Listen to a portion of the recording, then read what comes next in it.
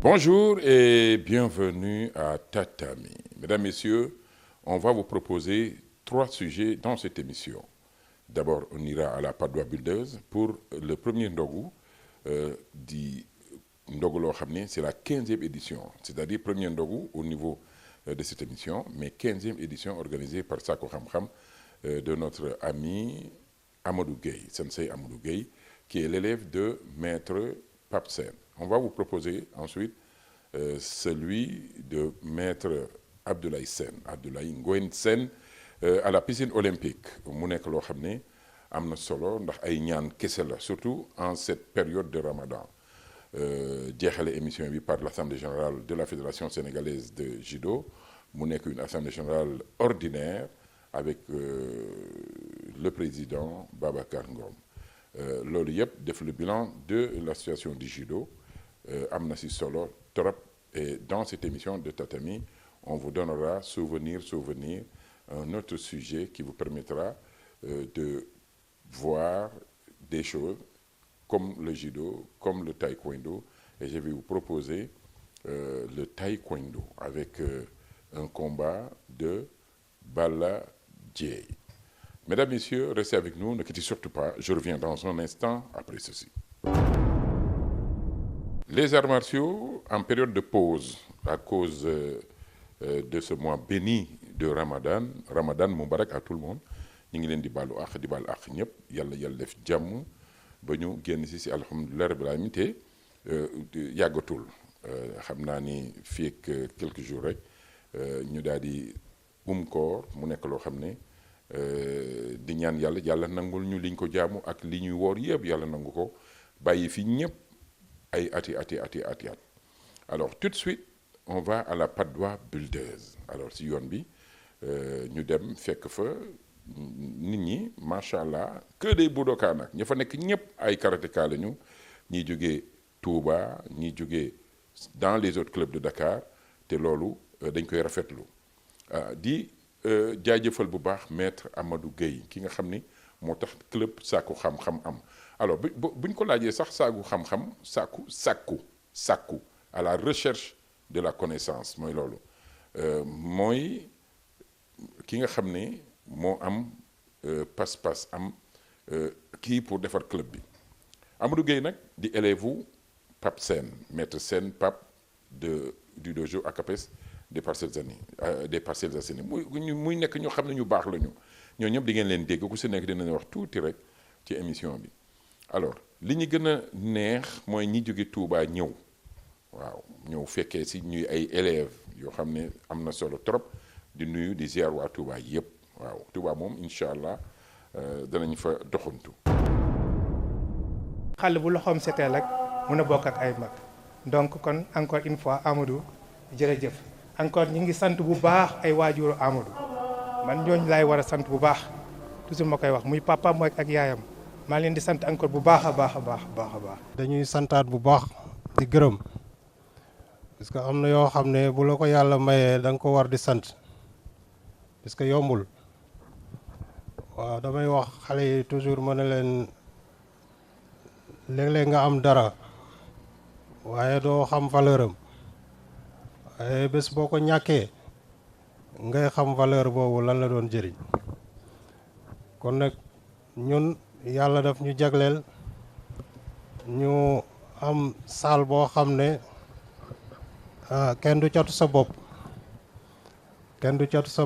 waaye saal bi yàlla may ñu wax dëgg yàlla ñu ngi ciy sant yàlla bu baax a baax ndax bari na ay saal yu nekk Dakar comme ni ma koy waxee toujours bari na ñoo xam ne ñu ngi Dakar yore saal comme ñun waaye xëj na li ñu yàlla di defalu leen ko kon nag loolu buñ ko waxul rek buñ ko santeewul yàlla rek dañuy tooñ ndax defe naa ñi fi teew tey defe naa xaalis taxul ñu teew fi daraja taxul ñu teew fi defe naa li tax ñu teew fi loolu may yàlla kese la ak njub ak tegu ci saraatal mustaqim ak bëgg liggéey ñu koy gërëmee suñu sëriñ ki nga xam ne mooy suñu sëriñ ci karaté bi ndax sensei wax na léegi ne cheikh bi ci ñun la bokk effectivement xam naa bu ñu déggee cheikh bi day karaté dina xaw a yéeme. di nuyu suñu sensei yi Amadou Gueye donc pratiquement su ngeen xoolee lii lépp sensei Amadou Gueye moo ko waral donc c'est lui l'initiateur donc encore une fois merci à tous les pratiquants du dojo Sakku Xam-Xam donc ñoo ngi leen di sant bu baax di leen gërëm ci bés bi nga xamante ni mooy sunu cérémonie de ndogu donc l'on organise chaque année donc je crois qu'aujourd'hui nous sommes à notre 15e édition et vous savez 15 ans c'est pas 15 jours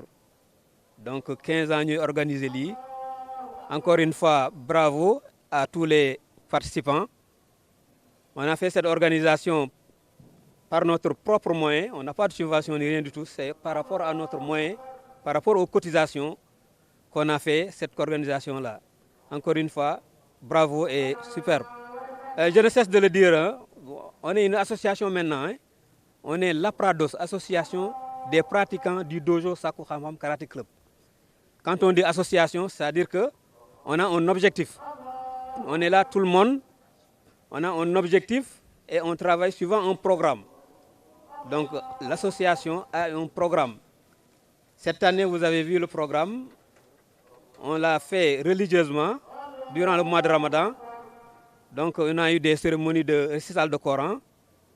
Aujourd'hui, on a fait la clôture. Donc notre programme durant le mois de Ramadan. S'agissant de cérémonie de Ndogu que l'on organise chaque année. Encore une fois, ñoo ngi leen di gërëm yéen ñëpp di leen sant. di gërëm sunu invité d'honneur yi nga xamante ni c'est pas la première fois donc ils sont là avec nous c'est notre partenaire sensei Yadmalo sensei Aline Sarr ah sensei Pape Sène vraiment amuñu seen fay ñoo ngi leen di gërëm di leen sant bu baax. dama koy fàttali benn bés moom mi ma dégg ko wax mu yóbbu benn bés Funakoshi Gishin au dojo son dojo s'appelait le Sotokai Karaté c'est le premier dojo de karaté au Japon. De Gishin Funakoshi mu wàcc di fay taxi bi Gishin Funakoshi le père Gishin Funakoshi romb di dox ndeysaan màgget muy xalaat mu ne ca yàlla kii nga xam ne c'est le père du karaté moderne bu ñu ko attaqué woon tey du mun a def dara daf ko doon xalaat Gishin Funakoshi daal di wëlbatiku ne ko tu penses à quoi mon fils mu rus ko wax mu ne je ne voulais mënu moon ko wax le fond de mes pensées mu def ni ci bopp bi ne ko détrompe-toi mon fils je sentirai l'attaque bien avant qu'elle se produise. dañu am ay anciens yoo xam ne nag sensei bi may démarré dojo bi 2003 nekk Parking 2004 ma dem école S sama génération élèves yooyu macha allah ñoom ñu bëri dañu tukki si ñoom. ñu formé nag benn groupe WhatsApp boo xamante ne dañu réunir ñi fi nekk ak ñi nekk bitim réew am na ñoo xam ne ñu ngi fii ci biir mbooloo mi teewal leen ci njiital biram vraiment ñoom su ma leen gisee rek sama yaram day daw ndax loolu démb la ñoom aussi tam vraiment heure bu ñu amee programme yu mel ni rek ñoom duy ñëw teew kon biram nga jël nuyoo bi joxal ma ko président Amady mu jaayal ma ko ci seen groupe boobu yëpp. bi sopp tamit mooy ñu ngi defal mention spéciale suñu mbokku jigéen ñi comme ni ko sensei waxee. ndax vraiment dañu am ay commission yoo xamante ne dañu nekk ci biir dojo bi mu nekk commission cuisine njiital bi di soxna Fat Kiné ànd kook ñoom madame Coulibaly madame Sadio madame Khouma ak jigéen ñëpp comme ni ko seen waxee rek vraiment seen ndogu yi moom macha allah am nañ ci ak contentement bu baax a baax. Chers maîtres, chers responsables, honorable grand maître Abdoulaye Sène, nous voici encore une fois gagnés par l'obligation de répondre à l'appel de cette édition du Ndogu des Boshi, qui devient maintenant connu et répandu aux yeux et à la connaissance de tout l'univers sportif du Sénégal, en particulier de celui des Boshi. Cette édition est précédée certes d'une succession d'événements nationaux qui ont plus ou moins eu des répercussions sur l'environnement organisationnel du Vovinam de manière générale, mais elle sera encore un moyen pour nous tous Boshin et sportifs. de la commémorer avec humilité et bienveillance afin qu'on se rappelle les objectifs qui restent inchangés et qui sont particulièrement l'unification de la grande famille du Vobinam Viet Vo Dao au Sénégal. L'Académie Club de Yoff, par le biais du coordinateur Cheikh Kane, a encore été choisie pour l'organisation participative de cette édition avec l'ensemble des salles et du monde du Viet Vo Dao et ne s'est comme toujours pas retenu de dégager les mesures idoines permettant l'accomplissement des prières qui demeurent le concept fédérateur entre les différents pratiquants, Washing comme gradés. Nous voulons profiter de ces moments particuliers en ce mois béni du Ramadan pour formuler nos vœux de la santé et de paix au doyen maître Abdoulaye Sène, qui portera toujours les couleurs d'un père fondateur de notre essence sportive. Viet Vo Dao, c'est une grande famille. dama leen di sant yéen ñëpp bi ma dalee commencé lii di sew mu ko dara dul comportement bi nga xam ne moo am ci biir diine l'islam moo am ci biir Viet Vo Dao donc je ne fais que retracer li nga xam ne mooy li am kon ñoom tey saal yi bëri ñu ngi def ndogu loolu c'est à l'image d'une bonne éducation. waaw yëgal nañ ma ne sunu président yal na yàlla yokk leeram te yokk ko barkeel ko liggéey bi ak xam naa ne liggéey bu metti la nar a am mais entraîné wu na ci Viet Vo Dao en tout cas parce que boo demee ba nekk 3e cap li lay desee nekk ceinture noire lu tuuti la kon rigueur ak transparence ci biir Viet Vo Dao am na ko te loolu bu ko reflété ci biir liggéeyam tey ñun ñëpp ci Sénégal bi danañu am ndam. ñu jógee ci ñaari ndogu yooyu nga xam ne mbayeen yeeg ñi sant Cissé xewlu nañu ba seen xol sedd nañu te ba lu gisee dañuy ree nag bu ñu lekkee ba xewlu ba pare bu ñu génnee ci biti dañuy reetaan kontaan wante jaxate yeeg mbuub da ngay waaru ñii man daal xam ma yan façon la ñu rek mais koor gi fi nekk nii dañuy jooy rek. alors sans transition on va maintenant au cercle mess des officiers fi nga xam ne salle bi ngeen ko gisee nii muy assemblée générale fédération sénégalaise de judo. alors fédération sénégalaise de judo tenir nañu seen assemblée générale ordinaire mu nekk loo xam ne dañ koy rafetlu bu baax a baax a baax a baax kon nag on va suivre justement cette assemblée générale ordinaire organisée par la fédération sénégalaise de judo dirigée présidée par monsieur Babacar Ngom qui est aussi par ailleurs directeur en chef de l'arbitrage africain et membre au niveau de la commission technique mondiale de judo. Alors, au cercle maître des officiers pour cette assemblée générale ordinaire. waaw tey de dafa nekk bés bu mag ci famille yu judo yi judoka yi ndaxte bu ñu waxee li ñu dal ci lépp tamit waxtaan nañu ci affaire dojo national bi nga xam ne ni dañ ko état bi daf ko jël.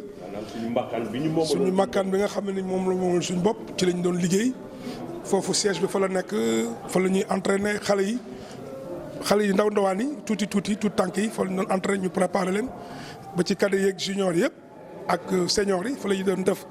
suñuy réunion yu mag yi fa la ñuy dalalee gan yi am solo yëpp nga xam ne ñuy ñëw Sénégal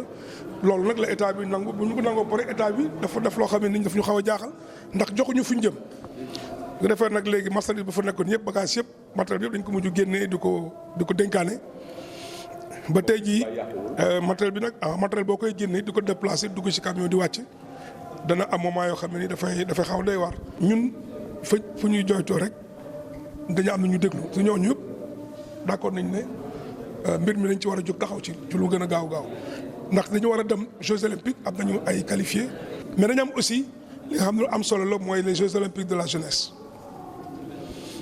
loolu nag boo ci nekkee dafa am lu la war ci lu bari te équipe bi pare na fédération bi pare na lépp li nga xam ne nii mooy athlètes yi pare nañu leen dese rek mooy fu ñuy préparer ndax boo bëggee jongante yu am solo yooyu nga xam ne Jeux olympiques la il faut que nga waajal sa bopp.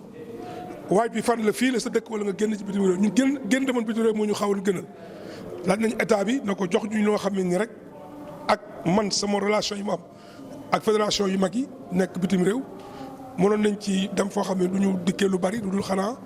titre de transport yi maanaam billets yi nga xam ne moom la ñu yóbbu athlètes yi ñu préparé wu mais soo préparé wul foofu amoo fii foo préparé dafay doy waar mais ñu ngi ciy liggéey bu baax a baax fi ñu ci toll daañu ci mën a waxtaan ak yéen kon nag tey assemblée waxtaan la da gis ligue yi ñëw nañu ligue nord ñëw na centre ñëw na club yi ñëw nañu pour ñu xool suñu bopp seet li nga xam ne nii mooy dox ak li nga xam ne nii doxul ñu mën cee waxtaan ñëpp mën ko yëg ndaxte fédération ñun moomuñu ko dañ ñoo jox maanaam ndombal tànk bi ne leen da ngeen ko saytu ab ci ay résultats Sénégal bekk moom moo tax ñu ne fédération nationale yéen ñëpp ay action la ngeen ci biir seen i impôts ak yu bari yëpp da nga xam ne ne réew mi yëpp amul ko ci amul dara donc su doxee ñëpp la doxal bi ñu jógee Accra muy jeux africains yi nga xam ne ni moo doon Ghana xoolal loolu mooy jeu olympique bu Afrique te gis ngeen Sénégal dama fa am ñun judo am nañ fa ñeenti médailles te médailles yu am doole la ñu am parce que dañu am benn or ak ñaari argent ak benn bronze njëkk nag ibbi baal bi ba ñeneen ñi vraiment dañ naan suñu ginnaaw vraiment sedd na parce que moo tax ba effectivement Sénégal daal di mën a am yeneen médaille d'or ndaxte ibbi nañ daal yaakaar nañu ñun ñaanal nañ leen te loolu moo am waaye ñun ñi nga xamee ni ñun judo ñun troisième la ñu jël ñun dañoo Égypte Algérie moo jiitu ñu tegu si te loolu raay bu rëy la ñi ngi xaar nag autorités yi ñu Algérie Tunisie astafurlah Égypte suñu gënaa la ñëw voilà te Égypte dëkk bu mag la mu nga waaw jërëjëf parce que dama doon effectivement dëkk yi noor yi yenn saa yi effectivement loolu la loolu nag ñi ngi xaar sax autorités yi xam naa dañ ko def ñu mën a recevoir gaynde yi ndaxte tanière bi dañoo ñëw ak situation bu doy waar dañoo ñëw am leen naqari mooy fu ñu lu ñu amul judo dafa am lenn dossier national bi fële judokaay moom la ñu xam c'est-à-dire ku judo ku jógee fu mënti jógee Sénégal fa amul fooy daal judo national nga ñëw da nga am benn dirigeant bu ñëw jox la li nga mën a dalloo ak ki demee noonu soo amee champion national ñoom fa la ñuy dajee ñëpp fa la ñuy lekkee fa la ñuy def lépp seen bopp léegi boo ñëwee amuñu fu ñu yem am na lu ñu yëgoon seen bopp mais bi mu demee xool leen ci tanière bi dama leen ne Sénégal li mu soxla ci yéen mooy ngeen indil ko médaille d'or ngeen dégg hymne national te comme jusqu'à présent hymne national amagul judo il faut man laa leen wax ci biir tanière bi il faut que ñu déglu hymne national tey boobu temps am na journaliste yi ñoo ne ma Ngom loolu li ma wax nii yàlla moo koy seede ci weeru koor laa nekk fekk ba fu ma toog ñu ne ma Ngom ñun dañoo ñëw parce que dañoo bàyyi yeneen discipline ñëw fii ci judo pour ngeen amel ñu médaille d'or je parle sous le contrôle du journal la RTS ak ñu fi ñëwoon dañ ne da ngay ñëw pour nga dimbalu ñu mais Ngom monsieur Ngom il faut nga am fi médaille ci laa wàcc gën a ñaax xale yi ne leen hymne national bi na ngeen ko génn nañ ko tëgg tey ji mu nekk lu leer te incha allah yàlla may nañu ci kattanu suñu borom bi mu am te gis ngeen li ci am lépp loolu mooy wane rek judo bi am nañu lu bari loo xam ne ñu ngi ciy tàggat académie bi mi ngi liggéey xale yu ndaw yi pour ñu mën a ñëw parce que médaille olympique Sénégal je yaakaar naa ne fii bi comme Sénégal lañ koy defee muy jeux olympique de la jeunesse ñun fédération président fédération dañoo sas bu rëy dañoo sas ñu tëgg national ak médaille olympique. ñëwoon fii ci assemblée générale d'information fédération sénégalaise de judo bi nga xam ne bii koy diriger moo di Ababacar Ngom moo koy diriger ma ànd fii nag ak Pape Maguette Mbeng mooy le directeur régional de judo de Saint-Louis ak Ababacar Mbeng di Khalifa muy le président de l'institut de sport. Khalifa Mbeng nag mooy président institut sport bi nga xam ne bi mooy organiser le tournoi international de la ville de Saint-Louis yàlla def ñu nekk ci 24e édition ñu koy ñaanal yàlla ko yàgg di jiite jàpp nañu date nag par rapport ak tournoi bi ñu ko jàpp le 18 et le 19 mai incha allah yàlla na ci yàlla yóbbu ak jàmm invité nañ ñëpp les pays de la sous-région tous les clubs du Sénégal invité nañu leen malgré problème yi ñu am avec le dojo national ñu koy métti bu baax a baax parce que fédération boo xam ne dafay def ay résultats war na état bi war na ko jox ay moyens au lieu vraiment di jël foo xam ne fii tey jii occupé na ko pendant 50 ans mu koy détruire di ko démolir te jox ko dara xëy na peut-être avec le nouveau gouvernement qui est là avec suñu président le jeune président le sportif Bassirou Diomaye Faye peut-être dina gestu le judo vraiment de façon significative pour que judo gën a développer au niveau de Dakar mais aussi au niveau des régions. Dégg nañu aussi la promesse du président de la fédération c'est-à-dire de doter les ligues de clubs boo xam ne bii matériel sophistiqué la koy def ñu ngi koy xaarandi bu baax a baax et incha allah su ñëwee dinañ ko gérer comme ni mu waree et le judo va se développer à Saint-Louis. ma def benn remarque boo xam ne bii il faut ma wax leen ko parce que dafa am liggéey bi ñuy liggéey au niveau de Saint-Louis te nit ñi xamuñu ko Pape Maguette mi à travers ses élèves Bilal Fofana Mame Biram Ndiaye ainsi de suite yàlla dafa def ñu am un partenaire boo xam ne bii bi muy promettre ñeneen ñi xaalis gars yi dañu jël mais ñun dañu ne non non du ñu jël xaalis mais dañ koy def infrastructure am nañ benn centre boo xam ne bii ça peut accueillir quand même 40 à 50 personnes yoo xam ne yi judo à l'école la judo à l'école moo di booy yi dañuy dem jàngi ba pare ñëw loger dans le centre et ils sont rémunérés mensuellement fa la ñu koy defee de matin comme le soir donc loolu fédération tey jii ñu ngi ñaan et si inchallah ils vont le faire parce qu'ils ont promis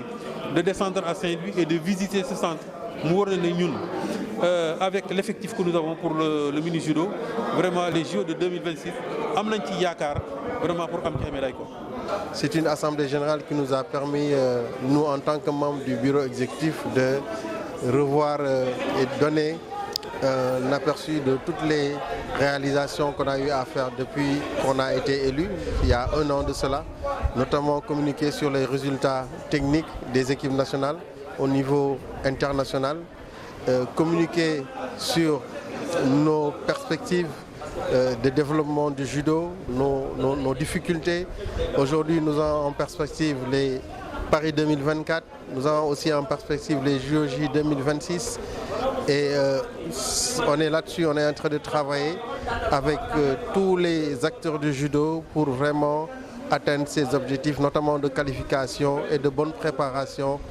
pour nos athlètes, que ce soit pour la grande catégorie comme pour la petite catégorie. La fédération a organisé plus de 14 compétitions nationaux et internationales, donc y compris les Open de Dakar, les championnats du Sénégal, des catégories poussins, pipi, jusqu'en senior et la coupe de l'ambassadeur du Japon. Nous avons aussi innové ou bien ramené des compétitions qui étaient un peu disparues, c'est-à-dire la compétition de Newaza, donc les combats au sol, la compétition aussi des katas, donc des tournois de kata qu'on a organisés. On a organisé aussi des stages de Nageno Kata, premier et deuxième dan. Nous avons organisé des stages aussi de formation en commissaire sportif. C'est pour aider aussi les clics et les clubs à avoir des commissaires. Autrement aussi, nous avons organisé des stages en arbitrage avec le slogan « Un arbitre, un club » ou bien « Un club, un arbitre ». Donc c'est pour faciliter l'organisation des compétitions et permettre à chaque club d'avoir un arbitre. Et ça va pousser les clubs à bien travailler sur les combats, sur les compétitions et sur le déroulement des compétitions aussi. Nous avons eu à glaner 37 médailles d'or, 25 médailles d'argent et 31 médailles de bronze. Toutes ces compétitions ont été financées tantôt par le ministère, tantôt par le CONOS, par le biais de bourses de Mbadjik Ndiaye et d'Abderrahman, tantôt par des fonds propres, mais pour la plupart aussi par la Fédération sénégalaise de judo et disciplines associées.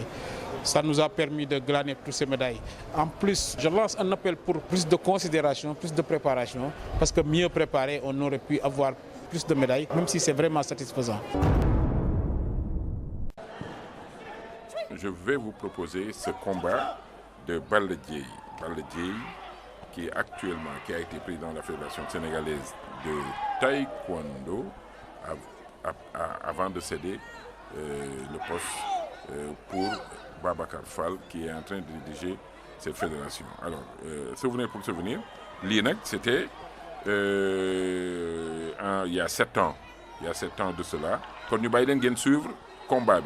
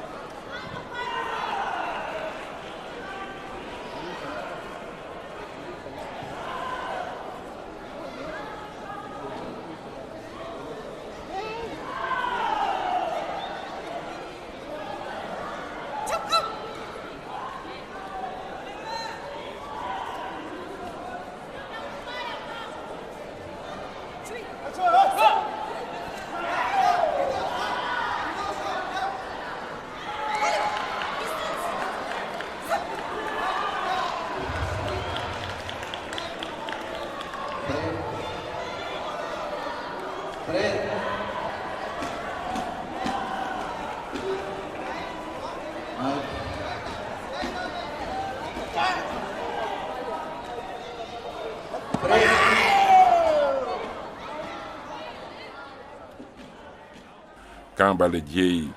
est monté sur le tapis, il rencontrait Meyer Gilza Philips de l'Autriche. moom la doon dajeel dóor ko nag dóor yu metti parce que dóor na ko ci score bu am solo muy 13-1.